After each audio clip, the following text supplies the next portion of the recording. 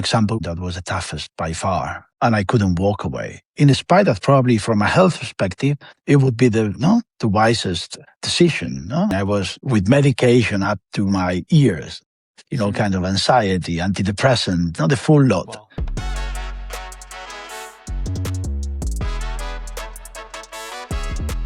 This is the story behind the story. This is the human side of leadership in biotech. Willing to win. Biotech leaders against all odds. My guest today is Miguel Coego. He failed school at 14 and watched his father fight a disease no one could diagnose for a decade. And somewhere between their childhood in Spain and the executive floors in Europe, he stopped chasing recognition and started asking a harder question. Why? Miguel has led through restructurings that cost him his sleep, his health, and months of his life. Hello, Miguel. Good morning, Christian. I believe you learned a lot about resilience over the last 20 years. So tell me what resilience means for you. I mean, being honest, I think it is far beyond work. At the end, if you manage to get a good level of resilience in your life, through experiences, through attitude, you name it, DNA, even at the end, you are able to show it at work or to use it at work. I'm going to get a bit deeper, but if you are looking for getting resilient only at work, it may be not the right setup to get that strength. Better to get it in life and then apply it at work. When you are fully trained, then at work, then it will be fine. Tell me more about that. Where did you learn the resilience? My life has had a lot of experiences, not always good or something that you would be happy with. But at the end, childhood may have a lot of challenges, jumps. You can have a lot of things that go not so well. But at the end, that makes you become a stronger person. And when you get to work, then you can apply all these. Once more, if you get to work already sorted, strong, ready to accept whatever it may happen, then you can succeed. Then you can enjoy it even, or put it into scale, in perspective. Can you give me an example? I mean, you mentioned something now, maybe from childhood, maybe from early adolescence. Can you give me an example? Look, that is going to be a fun one. I was a very bad student, terrible student. I even had to do, even had to do 1 year, 2 times when I was 14, which is something quite weird. And probably my route was starting to be designed not to be very successful at work. Then I had the chance of moving to Scotland, finish my degree there, and start from scratch-ish. I thought it was scratch, but at the end, obviously, all the experiences that I had it in my backpack, even without knowing. And then when I started working, I found a different person saying, oh, wow, I have a big potential, I have ambition, I want to learn, I want to do things. But obviously, everything that I had endured on these first 25 years, let's say, it paid back because every time that I have to face some difficulty compared to what I have experienced back in the days, it is nothing. We need to have and again, that is for life, it's not for work, but you have to have a bit of the full view of what's going on. If it is only work, it is only work. But if you have had the luxury, let's say, even the privilege of exploring and having a lot of difficulties in your life, then is when it really makes sense. Were you forced as a young child to be stronger than other kids? Oh, yeah. A lot more. Funny enough, I have spent most of my career in rare diseases, and my dad had a rare disease. Oh, 1980s, it's called panarteritis nodosa, ultra rare, and I experienced the typical path of a rare disease patient: 10 years until diagnosis. Once it gets diagnosed, no solution, no treatment, no drug. So as you can imagine, when it comes to the family, there was a big impact. And again, thinking of the 1980s, knowledge, resources, they were nowhere to be found. So without knowing it, that was a very hard experience. Again, when I put this in perspective to what I have to face at work, that becomes 10%. Of course. 2% is nothing, It's not. You can get dragged into this day-to-day and feeling, oh, wow, that is super important. Oh, we are going to miss the budget in a month. But if you step back for a second and say, okay, what that really means, it doesn't mean that you will be laid back, but it means like, okay, I can handle this. Of course I can. I have handled much tougher. There is a word in German, doesn't translate really good in English. It's means self-efficacy, the expectation of self-efficacy. So I think that is what you say. You had some challenging experiences, and based on this, you're going to tackle everything that's going to be in your way. Absolutely. And on top of it, the experiences will happen. Everybody has experiences, childhood, whatever, no? There are all kind of situations in life. The way you face them is one thing, and you may be able to do it or not. That is one aspect. But then at a certain point, when you become an adult, then you need to work on that. You need to process them. You need to integrate them. You need to understand them. Because then when you clean them up, no, let's say the bad part of them, then is when you can get the best outcome. No? In so many occasions, you can go through traumatic events, and without processing them, you will drag them. You got trapped in the lift when you were 5, then you are 80, and you react to the lift in the same way that when you were 5. So at least for me, and it worked really well, it's okay. I had all these series of events. When I got to a certain time in my adulthood, I was struggling. Personal relationships, work, etc. So it's okay, now it's time to start working on myself and understanding all these, why not, how to face it, how to embrace it. After all this process, which took me a long time, and still, I'm still ongoing on therapy, then you can start enjoying how much stronger you are, how grateful you can be of all this stuff. It is what it is. No? Life is only one, and you cannot choose family, or you cannot choose health, or you cannot choose whatever other aspects. I think in your life, responsibility and having to face different challenges have always been a real topic. It can drain you in some way, but it also give you purpose, right? It always depends on where you focus your attention to. So now you're CFO at AOP. But let's look at 15 years back. What kind of focus did you have as a person back then compared to now? Probably I would be able to talk about both personal and professional. Professional, I was very ambitious. I was looking for, I didn't know what. It wasn't the money or the position at all, but clearly it was a lot on recognition. And that is what it links, with the person I was. Obviously, 15 years ago, 20 years ago, now I see I was lost, or I didn't have a very clear, route, where to go, or why I was doing things. Probably the key aspect is why I was doing things. I was ambitious. I wanted bigger jobs, and I wanted progression of my career. Then why I wanted, now I know that, again, this recognition, this tap in the back, hey, well done, that again connects very much with that childhood. That was my driver. That was pushing me. It was never enough. Funny enough, when I was talking to friends, I don't know, back in the day, I was maybe, CFO for Latam of a company, 750 million. Quite a big.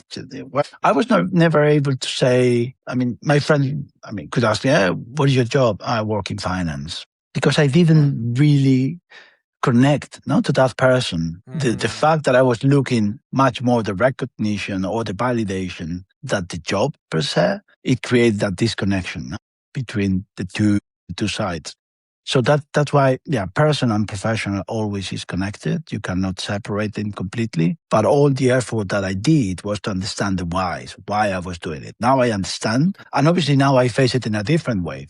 I love what I do. I love my work. I love my position. I can make a difference in many aspects. But now I know why I'm doing it. And I'm fine with that. And I'm much at peace with that. Can you share? Now the why, finding obviously was, in my case, was full traditional psychological therapy, which still, when we talk about this, it's like, nowadays in 2026, we need to embrace it. And we can talk about this later, because it's all about, the focus is always about technical skills, to some extent physical strength, and you need to train them. What about emotion? It's sort of it's coming step by step, but it's still embryonic in my way. When you look at LinkedIn, you will see ultra marathons and shit like that. When it comes to emotions, where they are, and I think that is a big thing. So in any case, today my why is about, in a very humble way, trying to help my team, massively. That is super important, and it's not a sentence. I really mean it. Worry about them, how they can make better, independently whether in 3 years they work with me or they work elsewhere. That is a legacy that you can leave. Helping the organization as a whole. I mean, luckily, I am in healthcare, so when we do better for patients, and that is something I have in mind. That sounds also pretty standard, but again, it connects once more with my experiences with my dad. It really means. I mean, I had the chance in many occasions of meeting patient association, relatives of actual patients, and then you touch the end of the chain. We don't build screws or machinery. Well, it's a fantastic, beautiful job. But in my case, probably the whys is about definitely a big chunk of it, my team, my colleagues, and ultimately the people you serve. And that's it. The validation, the recognition, all that stuff, I went much far that I could ever dream. I've never thought that I would go that far. So significance drove you a little bit until this point? Yes. But now you talk about contributing to your team, contributing to the patients. So let's talk about the patients. How do you remind yourself that the business you're in is about patients? Look, I am very happy that I for in Shire back in the days that it was extremely focused on rare diseases. So at least for me, the rare or specialized as possible, it is what really makes a difference. Because at the end of the day, it is either your treatment or no treatment. And even if the treatment is not perfect, giving somebody plus 10 years of life, wow, that is a lot. How much would we pay for a week before we die? Imagine not these 10 years. So it's really tangible. It's something real. It's not just a beautiful marketing sentence. I think there's a more deeper sense to that. When you talk about patients, and I think a couple of while you told me, it is important that you keep patients in mind in whatever you do, right? Did you ever lose sight of that perspective? And did you have to remind yourself? No, I mean, unavoidably, day-to-day targets, missing them, making them. It is easy to lose track. It is absolutely easy to lose focus. I think it's a more underlying thing that when things get too hot is when you say, let's stop for a while and let's think what we are doing. When I started in the industry, I sort of struggled a bit. Again, it was 20 years ago, still, rich times, happy, whatever. So for me, seeing that patients couldn't have access because the drug was too expensive, and at the same time, having fancy sales meeting, convention, amazing, beautiful cars, huge bonuses, morally for me was a struggle. I mean, I couldn't get my head around this. And 40 years ago, everybody was getting rich as crazy, in this industry. Today, it's not that so easy. And sometimes it works, sometimes it doesn't. But clearly, I think, and it is the right move, the pharma industry is getting into more down-to-earth reality. This is something how people describe you right now? Being calm, centered, composed, collected. Did you have to learn that? Did you have to develop that attitude? Somehow it was somewhere in me. I think it was somewhere in me. I never got too distracted about, again, money, position, and so on. The more you work on yourself, the more you understand your real drivers, the closer you get to that. And it is harder to get distracted about material or tangible things that make much sense. I strongly believe about it. And to be honest, look, I decided on purpose to work into multicultural environments outside of Spain the last, 15 years. And it is fantastic because you can find in most of the cultures, generally speaking, that the watch you wear, the car you drive is not that super important. It's not that super important, which I love it. I love that way of thinking. You grew up in Spain, right? Yes. And I think you started in the UK and spent some time in Spain, in Latin America, and of course also Germany, now Austria. You've seen a lot of different countries. What did you learn? What are the differences between countries? Look, when it comes to learning, the more you travel around, the more clear to me is how privileged we are, how mega ultra privileged we are. probably a bunch of, that take my current company, the 600 employees we have. I guess that all of us would be probably somewhere between percentile 95 to 199.9 worldwide. And that is very easy to lose. You don't feel it. You just compare it to the next guy making K more than you. The more you travel, and obviously Latin America, imagine how this works. And still there it happens where the small niche where you live, making a ton of money compared to the 99% of population, I wouldn't say starving, but really having a hard time. There you have two options. Either you put your back and you don't really think that this part of the world exists, and then you're still looking at your mate, whether he makes more or less than you, or that work or the other one. Or if you are, let's say, normal, you will see, what the hell? What am I complaining for? Again, everything needs to be fair. Anything needs to be, okay and balanced. But how privileged we are.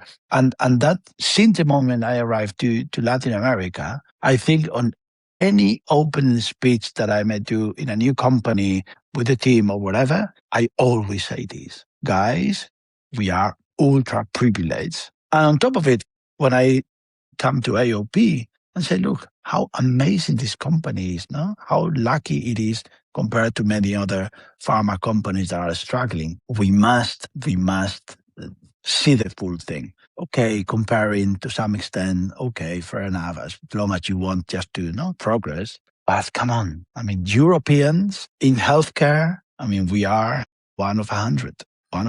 Can you name one or two people who really shaped you in being that positive and being that graceful also? So, I mean, obviously, I come to two women in this case, one personal, one professional. Obviously, my mom. I mean, she is the biggest example of resilience with the lowest level of resources that you can imagine. I mean, culturally and let's say hard skills. She was born in a town. I don't know if it is even can be called a town. I think today there must be 4 people living there, literally. I think a couple of families. Back in the days, maybe there were 20. Deep in the northwest of Spain, in Galicia, in the middle of nowhere. My granddad was a farmer, but a farmer, 1 pig, 1 cow, sufficient land to feed the family. That's it.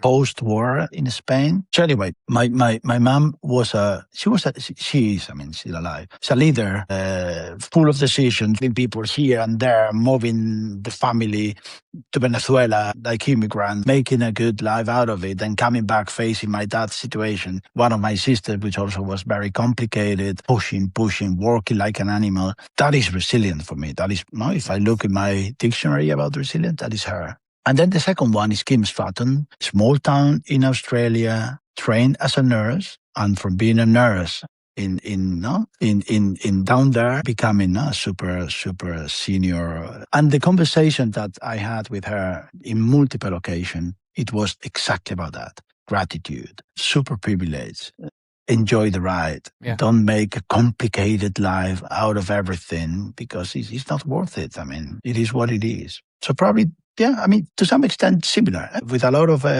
similarities between the two of them. But yeah. What do you want people to say about you? What do you want people to say, I learned this from Miguel? That is hard to say. I mean, look, as long as they appreciate that I'm a good guy, I'm a normal person, I've tried to do my best. Hopefully my example, it is linked to what I'm saying. I would hate if they will say that I'm a heartless kind of person. Obviously, for me, the human part, it is far beyond the technical part. Okay, technical, whatever. ChatGPT can do it fantastically, much better than me already, than any of us. But probably, yeah, appreciating that I'm a good guy, that I try to help them, in a genuine way, that whatever I know more than them, it is all available. With that, probably sufficient. Spent many years of your career in walking into very hard environments, difficult situations, restructurings, uncertainty, pressure. Do you keep choosing that routes intentionally? One example that was the toughest by far and I couldn't walk away. In spite that probably from a health perspective, it would be the wisest decision. No? I mean, I was with medication up to my ears, kind of anxiety, antidepressant, not the full lot. Wow. I couldn't sleep. I couldn't whatever. Look, it is, the sense of responsibility. You got involved into that. Whether I could have chosen differently. I mean, I needed 6 months of recovery, of no work, just taking care of myself, connecting with my kids, which obviously they didn't know who that was. Would I do it again? Probably not. Probably not. Probably not. But you had to do it. Is this the point when your conviction created some pain? Oh yeah, big time. Obviously, it expands, in a massive way, your capabilities to face adversity. Look, now how would I have done it differently? Probably I would save a good chunk of my time to emotionally cope with this in a proper way. I was full involved into the story, and I could have saved a couple of hours per week to, again, therapy, get tools. So that probably was the thing that I didn't do in the best way. Commitment, responsibility, this is all fine, this is perfect.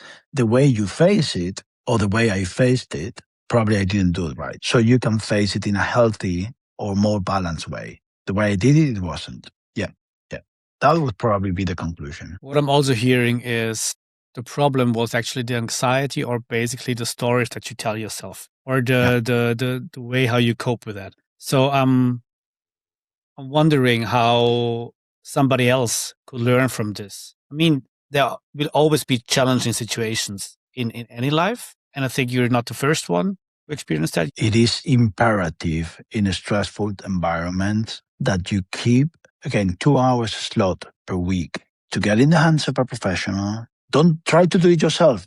You don't know. We don't know. No ChatGPT. We don't know everything. No ChatGPT. Absolutely not. Keep one, even an hour session with a professional that gives you your feet in a perspective. That stop. It is so extreme, and I'm sure a lot of people is facing this kind of, you're saying, of situation, of bankruptcy, expectation, investors' pressure, you name it, that you must have that hour of touching earth and see things with perspective. Again, with a professional. Don't do it yourself. Meditation with your own, fantastic. Going for a run, fantastic. But a complete isolated human outside of this, even that person may not even understand what's going on.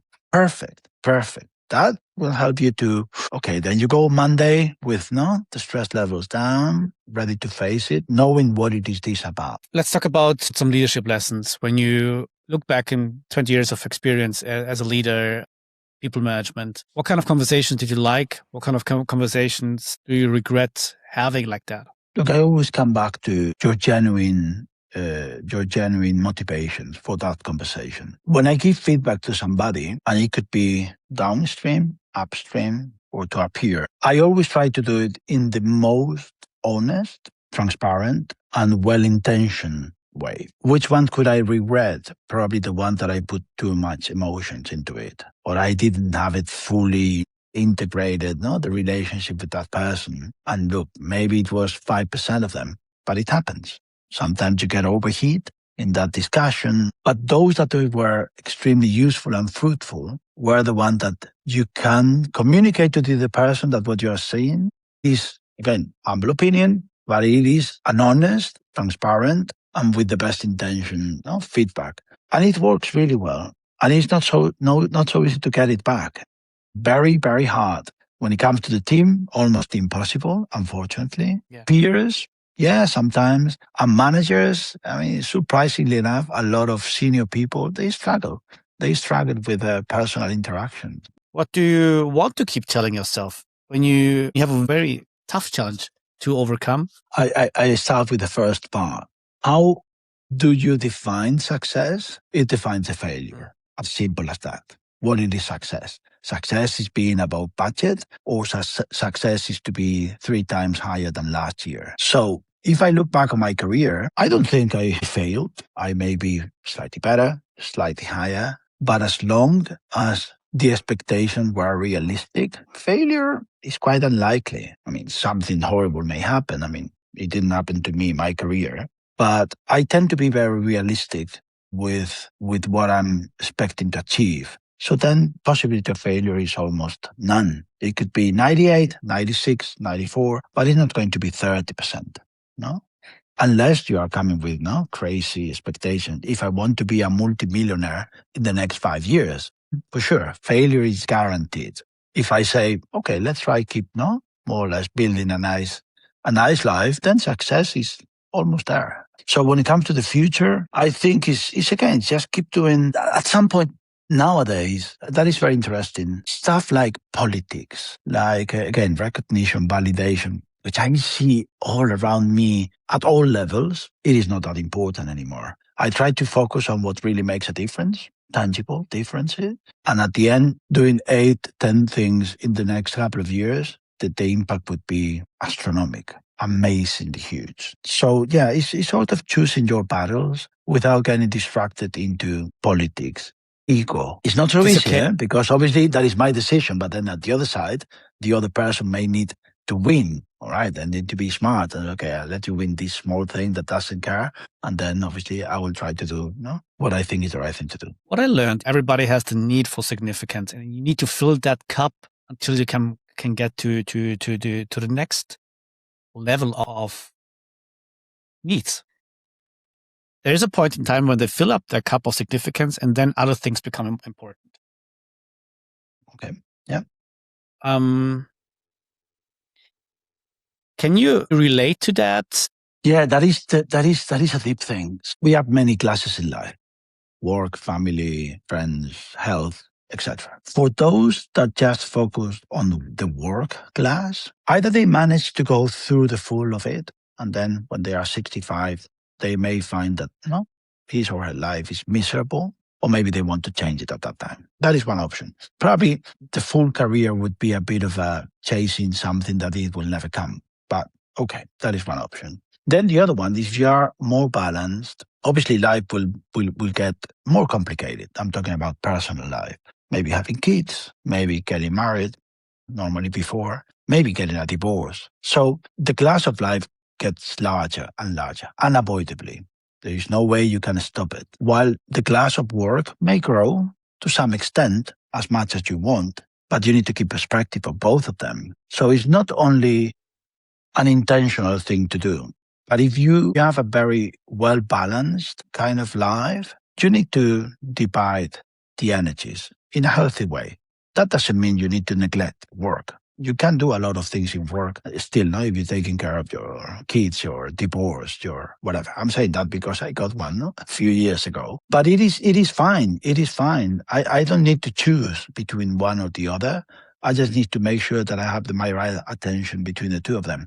If I were not to dedicate sufficient time to my kids, my personal life, I couldn't be happy at work. No chance. And the other way around. If I'm not happy at work, I cannot be in a healthy and emotional available status with my kids. So it's a bit of a realize that work life will grow and you need to enjoy it.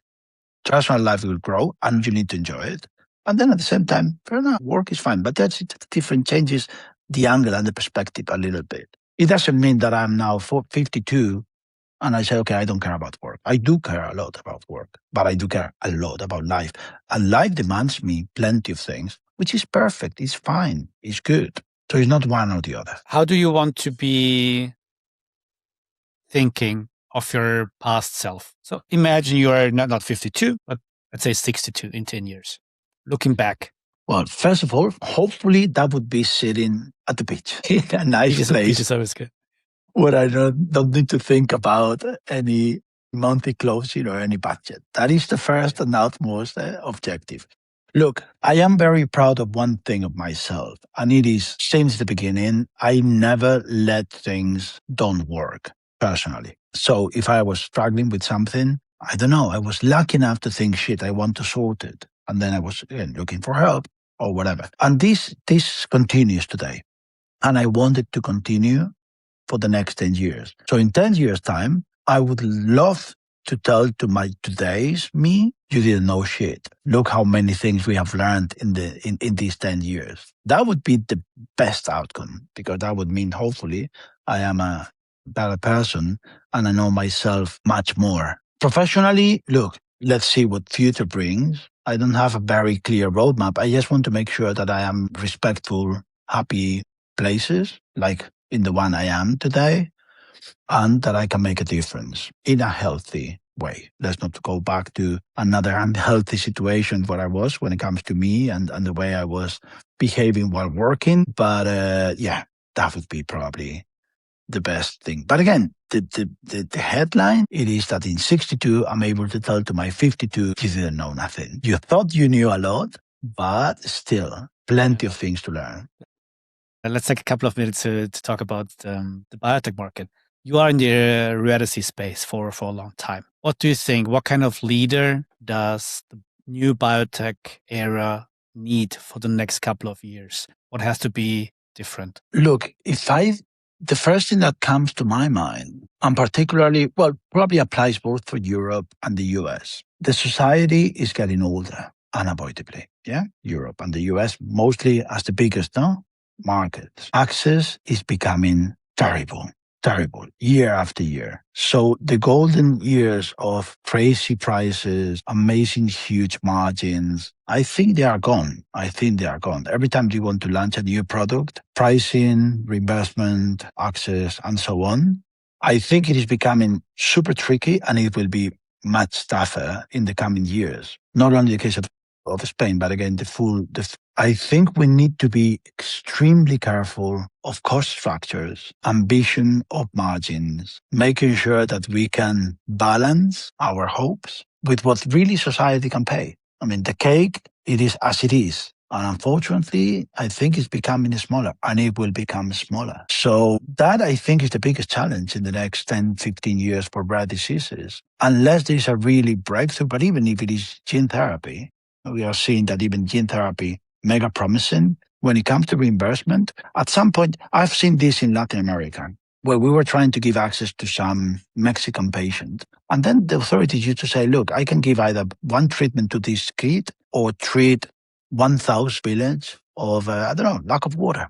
That was an extreme situation. But in Europe, we are getting closer to that. It is either I treat this patient with $1 million euros per year, or I do another 1,000 of things that I need to do. That is the first thing that I mean, for sure, AI and so on, let's see what that brings. But in real life, when it comes to our societies, it's going to be very tough. And in terms of leadership, in terms of personality traits or capabilities as a leader, what do you think is necessary? Probably be able to cope with the whole picture, not just looking at your company, your target, but what is realistic, what it is really each country able to pay. That is going to be the big challenge. It is already, but it's going to be even the bigger challenge. Thank you very much, yes. We are at the end of this conversation. I really enjoyed it. Last question is, if you had to choose guitar or running, what would you do? Sure, guitar. Look, I said this so many times. I could give a big chunk of the little money that I have for being a very good guitar player. I would love that. And then at the end of the day, I would listen.